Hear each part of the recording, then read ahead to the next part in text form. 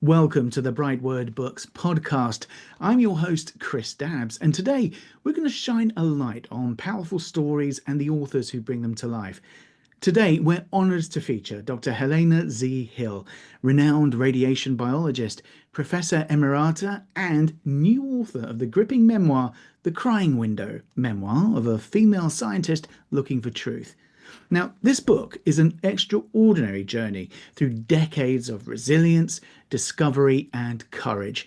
Dr. Hill takes us from her early life as a debutante and finishing school graduate to her groundbreaking work in Harvard laboratories, and finally to her role as a whistleblower confronting fraud and misconduct in academic research.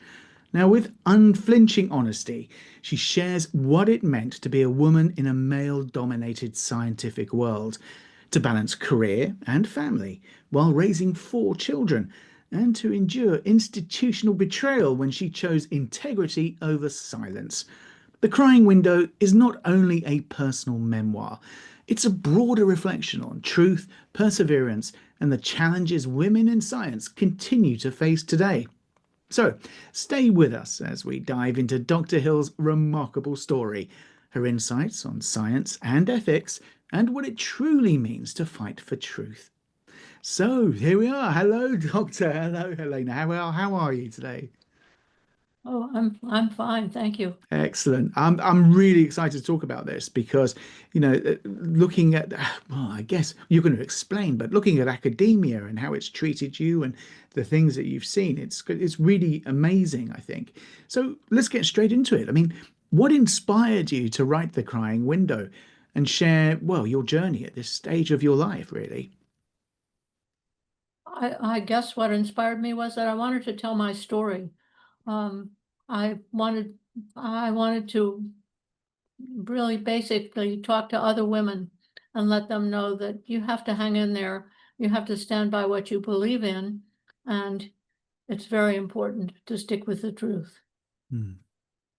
I mean, I imagine that things have moved on, recently from where they were quite some time ago, right? But the title itself of the book, that, The Crying Window, what does that symbolize for you? What does that actually mean, I guess?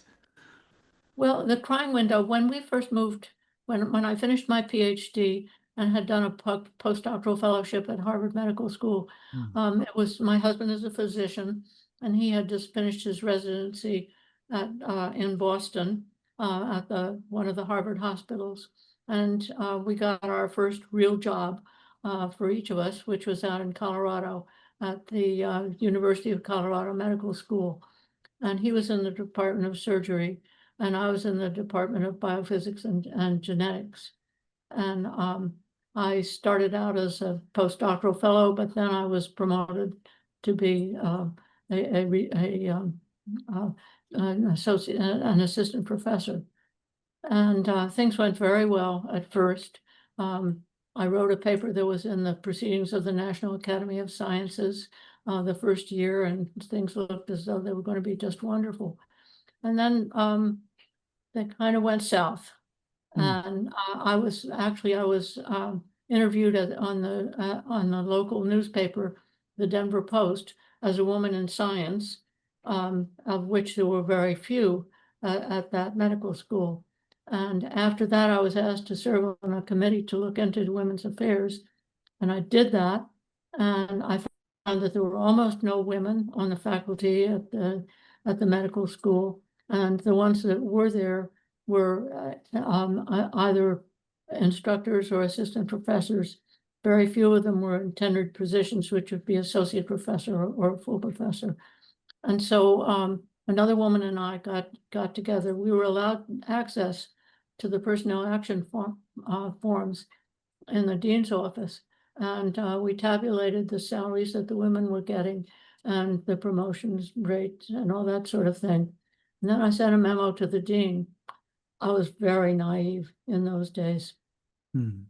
And I thought that the dean would present it to his committee and that they would say, oh, we didn't know we were being so terrible to the women. We'll take care of that right away. Well, they took care of that all right. I was called into my chairman's office the next day, and he said, you're not going to get tenure. You're going to have to leave. and it kind of went downhill from there. I had to be interviewed by the president of the university, and that was terribly traumatic for me. I think other women would understand that when you're faced with something like that, some big shot, and you have to talk to them, I burst into tears. And I was Mm. so humiliated by that. It was just really terrifying. So that was the beginning. Mm. And And then, when was this? You said it was just after you received your PhD. When was that? oh, this was in 1966 that we moved to Colorado, Right. and we were there until 1972. Okay. So I mean, this is when things started to change, do you think? The women's movement started, I think there had been an earlier women's movement, but the women's movement that basically I was involved in started just after that time in the late 60s. Hmm. And so I was really one of the first to start rocking the boat. Well, oh, sorry, did we lose the signal there for for a moment? Sorry, you said that you were one of the first. Well, I mean, I guess there were probably others, but I didn't know about them. And uh, I really didn't. Well, the other woman who helped me go through the personnel action forms, um, she was in the pathology department. And, I was called in and told I wouldn't get tenure. She also was fired. Mm. And she came in one day. She didn't know that she was going to be treated so badly. She came in one day and she found everything from her office had been piled up outside of her door, and her door was locked. It was just terrible, terribly humiliating. It was Yeah. humiliating for me as well. Oh no, of course. I mean, and what was the excuse at the time, or did they not even bother to give you an excuse for I think treating? that's an excuse. I think, well, I think a lot of men in the field thought that there was no place for women, that we should be home taking care of our children, or doing domestic work of some kind, and that we probably didn't have the brains uh, to be doing research or teaching and so forth. And but the women's movement was beginning to take off, and of course, um, eventually has become quite successful. Still a way to go, Mm. but now there are women in all kinds of jobs that they never would have been accepted in back in those days. No, amazing, really. I mean, I'm quite old, but for me, it's, it just, I can't believe it, the complete disparity there. And then there's always that I think always the excuse before was that a man has to earn more in order to be able to pay for the family and all of that sort of thing, wasn't it? At least I've heard that a few times. So yeah, I think the difference is crazy. I'm pretty sure that probably still does happen to a certain degree now, but not as much, right? And as you say, careers aren't closed off to women, which is great. Obviously, great is an understatement. But I mean, you came to this as from a different point of view, didn't you? Because you began life as a debutante and ended up as a scientist. I mean, tell us about that. Well, How did that I, happen? I really didn't like I really didn't like that debutante world. I was really a wallflower, and I didn't enjoy that at all. But it was something that our parents made us do. My sister, who was 2 years older than I, and she was really very pretty. Um, she got along just fine, but I hated it. We had to, in Philadelphia, uh, you had to, your parents would drop you off at the door for the party that you were going to, which would be a dinner dance or something like that. And you were supposed to find a ride home.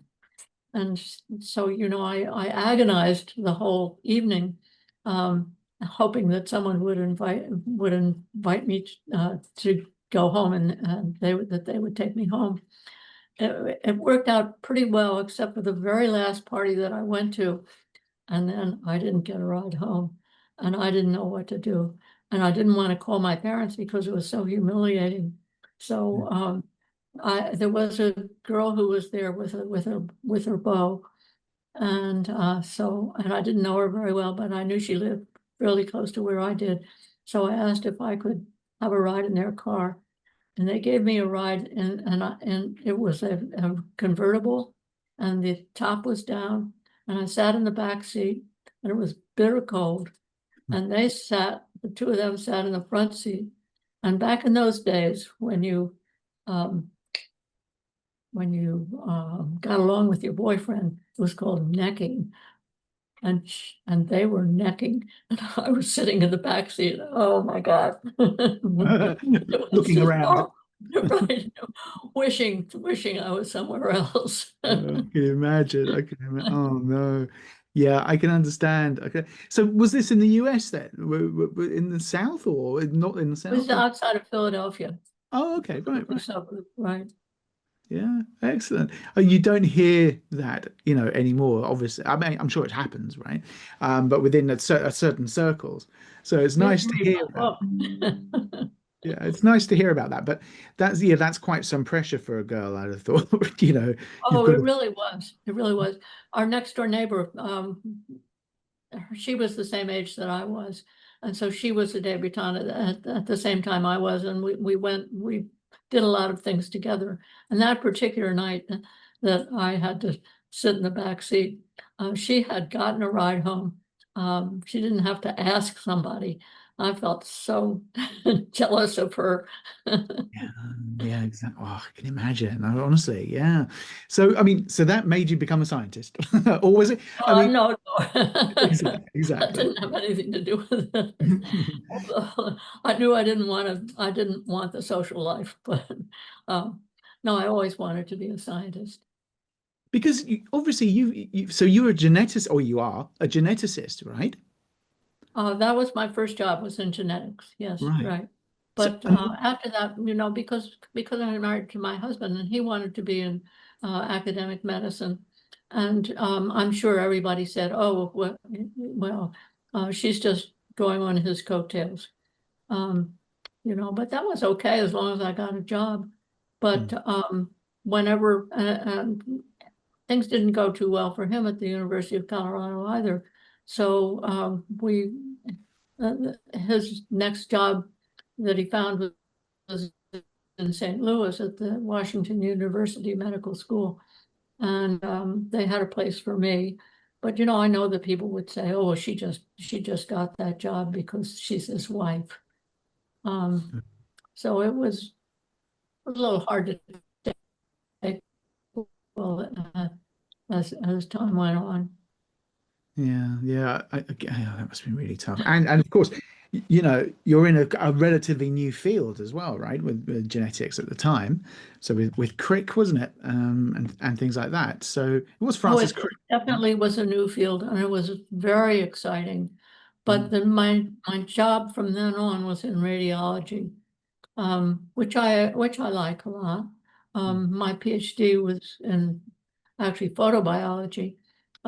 But I like that field as well. But genetics was really, really more exciting and more interesting. I was sorry that I I couldn't continue to get a job in genetics. That's a shame. So, okay, so radiology, was that like a medicinal or medicine Well, radiology? it's used for treatment. We were interested in finding what the effects of radiation were Hmm. um, on cells and on things like that. All right. Important research as well, though. So, Yeah. Oh, yes. Very, very important. I mean, every medical school has a radiology department. mm, Can't get along without it. It's really important. yeah, no, absolutely. So, okay, so you worked in St. Louis then. And so what was it like entering Harvard labs and academic research at a time, when women were rarely seen in those spaces? And as you say, it's just put aside as, oh, she only got the job because of her husband. I mean, wow, in Harvard, that's amazing. How could people still say that about you if you're working I there? don't think they said it so much at Harvard, there were, in the department that I was in, there were quite a few women. Hmm. Um, and I think that we were fairly respected. But one of the problems that I had there was that the fellow whose lab I was working in, I think he kind of looked down on me because I was a woman.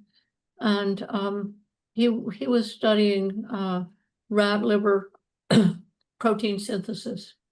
And I did some experiments, and my experiments showed that when the protein albumin which is synthesized in the rat liver, but it leaves the cells of the liver and goes into the bloodstream, and it's one of the major proteins in the bloodstream.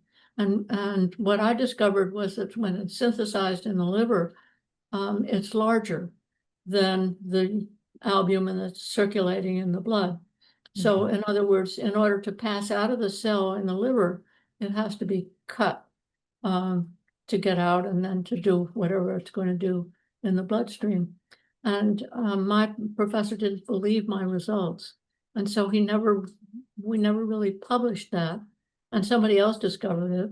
It's not a earth-shaking discovery, but it was important. And I had to kind of keep quiet about it. That was frustrating. Yeah, I bet. I bet. No, absolutely. I mean, you say it's not groundbreaking, but I mean, for a layperson, it sounds it. So, and at any rate, you put however many hours into that, and then to be held back. I mean, what were some of the other sort of overt or even subtle forms of sexism that you faced? Not just that one. I mean, obviously there are others. I didn't quite understand your Oh, sorry. Yeah. So how else did you sort of see sexism in your career? I mean, what other examples can you give us? Hmm. Yeah, many, right? Well, my last job, which was also I had the longest, was in New Jersey at the New Jersey Medical School in Newark, New Jersey. Hmm. And I caught a fellow who was working for a colleague of mine. I believed that he was making up data, and I reported that to his supervisor. And also I reported that we were told to do this, to report it to a committee that they had set up for science, to look into the possibility of scientific fraud. And the fellow who was the boss of this guy was very handsome, very popular, and he did not believe me. And he also, I think that the committee that I had to turn to, I think they really were very suspicious of me also. And so I felt I was still being put down, um, even though, by then I was a full professor. I've written quite a number of papers and so forth. That's you're really, one of the things you kind of are responsible to do in order to get ahead is to write a lot of papers, Right. scientific papers, and I had quite a few under my belt, so I was doing okay that way. But to be turned away by this committee, and by the fellow who was the boss of this guy, this discrimination was still there. Yeah. And yet you'd proven yourself, like with your peers, because of your papers. So your reputation should have been enough, shouldn't it? And it's still Right. I disillusioning. actually wrote um a kind of an essay, and it was called Six Blind People Examine an Elephant, because I was talking about the pigment melanin, which is the pigment. It's in many things. It's in the middle ear. It's in the brain. In people with dark skin, melanin is the pigment that is causing the skin to be dark, and so forth. I was fascinated by it, and so I wrote an article that was in a journal called Bioessays, and I called the article "The Function of Melanin or Six Blind People Examine an Elephant." Based on there's a story called Six Blind Men Examine an Elephant. Well, mine was Six Blind People because I wanted to be um, ecumenical about that. But anyway, it was the artist at the medical school made a wonderful picture of the elephant and six blind people climbing over it. And it was featured on the cover of that journal. So people are still citing that paper even though that was in 19, when was it? 91 that it was Right. published. They're still citing it. Yeah. Well, that must be quite satisfying though, having those citations, even now still coming through. It's fantastic. Yeah. It is. It is. It's fun. Yeah, yeah, exactly. Oh, amazing, isn't it? You have a reputation and yet, that happens. And I mean, and whilst you're doing this, you're raising a family. You raised four children.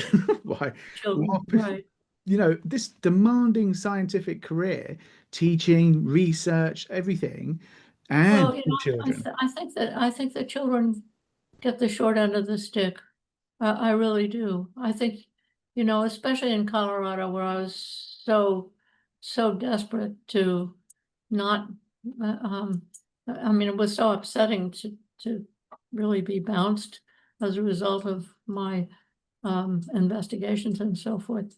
So I think that there's a book that's out about the women at MIT, Massachusetts Institute of Technology, a recent book, and uh, they were maybe 10 or 15 years younger than I am, and their struggles to get recognized and so forth, and so it still goes on that women are still not quite on a par with men. And having to obviously have a different persona at work and not being able to be yourself and things like that, I can imagine again is awful. I mean, what was the personal cost then of becoming a whistleblower in academia? You mentioned that you tried to obviously uncover that person with the potential fraud. How did that actually come back to you then? You're marginalized. The word gets around, oh, she's a tattletale or something like that. Mm, And the committees that were investigating my reports about this guy, um, I think they were very prejudiced against me.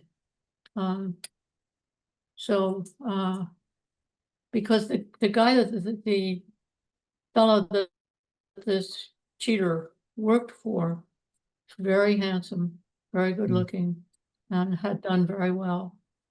And he had a grant, and I was old by then. I was approaching 70, and right, I had really stopped getting grants. And so I was in the doghouse basically, yeah. but I hung in there. I know Yeah. that now, and one of my books is called Hidden Data: The Blind Eye of Science, and that's based on 8 papers that he and the other that my colleague published together. I unfortunately agreed to be a co-author on one of them. I never should have, but I really didn't have anything to do with it. But anyway, I analyzed the data statistically. I got in league with a wonderful statistician in New Jersey, and so the statistics are really his doing. But I wrote the results of these 8 papers, and Mm, every single one of them has numbers that are statistically basically impossible. Um, but the papers have not been withdrawn; they're still out there. Um, okay. yeah, right. They should be, but Yeah. they're not. Oh gosh. So I mean, I think today we've got even more problems, haven't we, with generative AI and things like that in academia. I was reading some things today about universities here publishing, whole new well, conduct really, and how to deal with this. And they're using a red, amber, and green sort of framework on whether or not generative AI can be used in the university work in terms of students. So how do you think that institutions should handle fraud or misconduct today then? I mean, in any differently? Well, unfortunately, in the New Jersey Medical School, I think that the medical school is fairly small, so everybody knows everybody else. And a committee that is making judgments about truth or untruth shouldn't have any relationship with the people who are involved. They have to be protected from that. So they should be maybe from in New Jersey. There was another medical school in New Jersey under the same in the same university. The people who were on the committee should have been from there because they wouldn't have known everybody else. So I think in order to keep things fair, you shouldn't know the people that you're judging, especially when it's an important thing, like you're making a judgment about whether data is being falsified or not. So another thing that I'm really passionate about is that it's so hard to get support for your grants. And I don't think it should be so hard. I think it should be much easier. I guess maybe we need more money to support scientific research, but we certainly need to spread the money better so that you don't have to really split your sides. And then you put in a grant application to the National Institutes of Health, and the fraction of grants that are funded in that particular go-round would be like maybe 15%. So there you are. You may have been in the 16th percent and you didn't get support. I think it shouldn't be so hard. Yeah. I think we need to put in more funds for scientific research. Well, yeah, you would, as opposed to, well, keeping it in academia. That's one of my messages.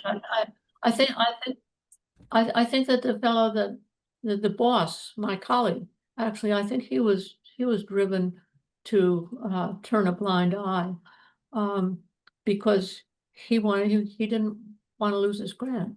He was afraid he was going to lose his grant if everybody believed what I was saying. And Sure. actually, he probably, I've talked to people who have been on the inside of judging grants and so forth, and they say, well, the NIH is really pretty kind about that. They'll just tell you to rewrite your plans and get back to work. So, but unfortunately, I think that was one of the problems. Well, yeah, I guess you can understand that. So I think everyone would try and protect their own back, right? That's Gosh. right. So, what advice now would you give young women who are entering male-dominated fields of any kind today? I mean, not just academia. What do you think that they should be on the lookout for? Because there's all sorts of things nowadays, aren't there? What should you be on the lookout? Well, you I always guess, have to look out. You always have to look out for people who will be against you. And I think that happens with guys as well as women. I mean, you have to, yeah, you just have to stick by your guns. yeah, I You mean, have to internal believe in politics. yourself. Yes, believe in yourself. No, absolutely. I think internal politics, obviously, and then predatory people, I guess, as well. But in recent years, have you seen any sort of trends towards whistleblowing in academia and how they could, or not even necessarily academia, right? How they could deal with that? Has that been anything you've looked at? Well, I guess I've looked at it in the sense that I was a part of that. And I think at the New Jersey Medical School, the constitution of the committee that was judging whether I was correct or not, they were not qualified.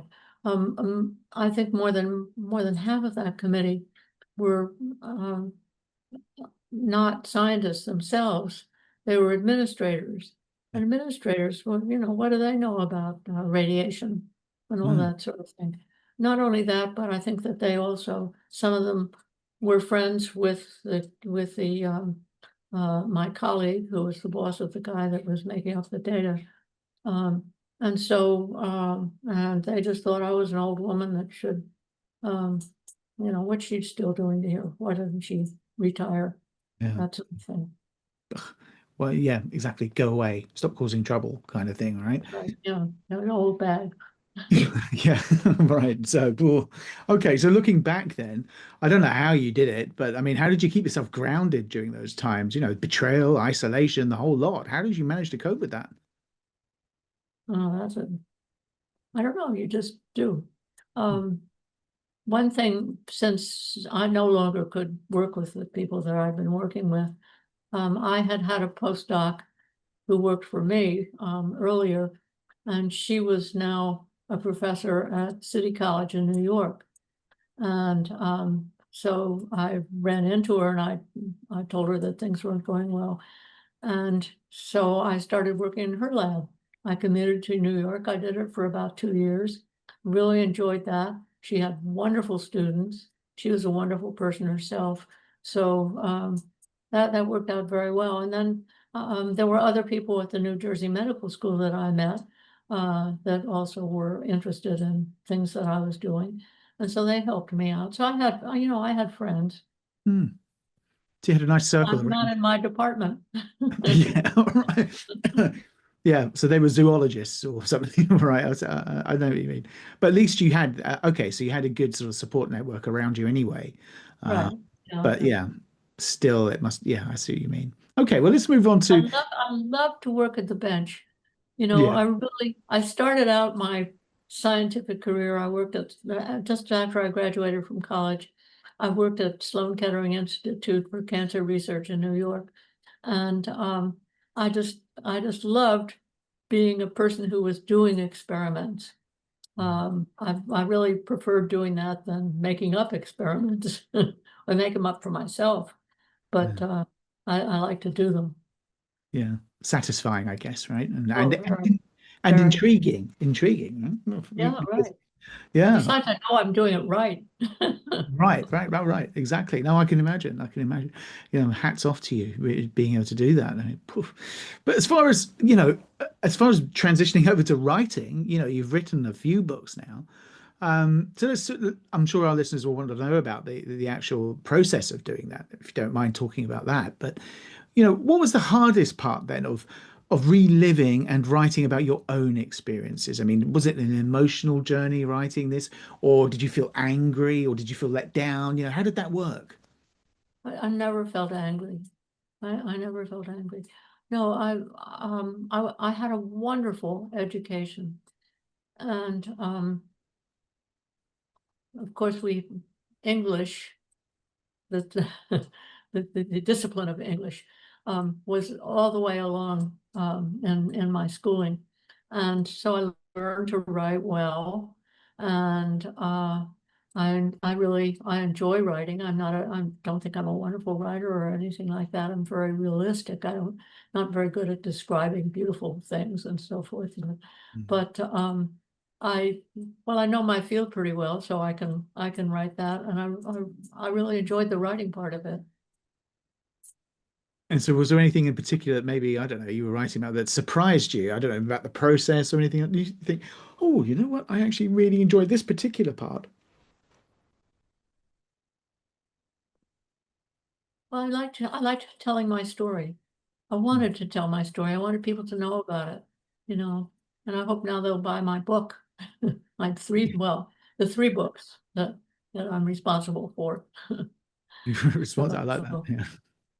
Well, we're running out of time, Helena, now, so we're going to have to wrap this up. But before we do that, what do you hope that your readers, who are all going to buy all three of your books at the moment, but your readers, who are especially scientists and women in academia, what do you want them to take away from The Crying Window?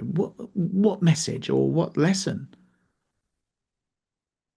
what the lesson that I want to have taken away is that I think that the um, support for science, we need to think about supporting almost everybody who wants to do research. I think the struggle to get grants to support your research shouldn't be as difficult as it is right now. To have only, say, 15% of the people who are applying for grants in the NIH are getting them.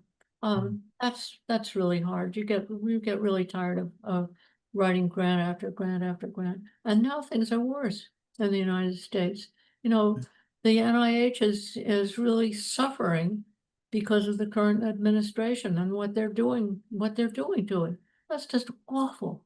That is just awful. Good, wonderful experiments have had to be stopped were really important for public health, for understanding diseases and so forth. We're going to lose so much, and we're going to lose wonderful scientists who aren't going to come here anymore. Right. It's really, really distressing. Yeah. So, well, so really, I think that's the thing, isn't it? And where do these scientists go then? They go and work in the private sector, is that right? Or is it? Some of them will work in the private sector, yeah. But I think people like me, I never wanted to work in the private sector. I loved working in medical schools, Hmm. and doing basic research. I like teaching, but I didn't particularly want to teach a lot. And in colleges and universities, you could have a pretty heavy teaching load, so you can't do much research. I'd rather do a lot of research. Yeah, yeah, exactly. I think there's such a difference, isn't there, between the commercial side of things and academia. But yes, Oh, yeah. well, there we are. We're kind of out of time, which is a real shame. I hate it when we run out of time on these things. But listen, everyone that's been listening and watching, that was our conversation with Dr. Helena Z. Hill, author of The Crying Window, the memoir of a female scientist looking for truth. As we've been hearing, Helena's story reminds us that integrity often comes with a price, but it's also what leaves the most lasting impact as well. So, from debutante bulls to Harvard laboratories, from raising a family to exposing fraud in academia, Dr. Hill's journey is a testament to courage, resilience, and truth. And if you were inspired by today's episode, you'll want to experience the full story. So make sure that you grab your copy of The Crying Window today on Amazon and see for yourself how one woman's fight for truth in science continues to resonate in today's world. Thank you for listening to the BrightWord Books podcast, and be sure to subscribe so you never miss an inspiring author and story. Until next time, keep reading, keep questioning, and keep shining a light on truth. Helena, it's been marvelous talking to you today, and well, congratulations on the citations that keep coming in, and I hope that your book inspires people to deal with, fraud in academia and also pushing forward through sexism and things like that. Thank you. Thanks.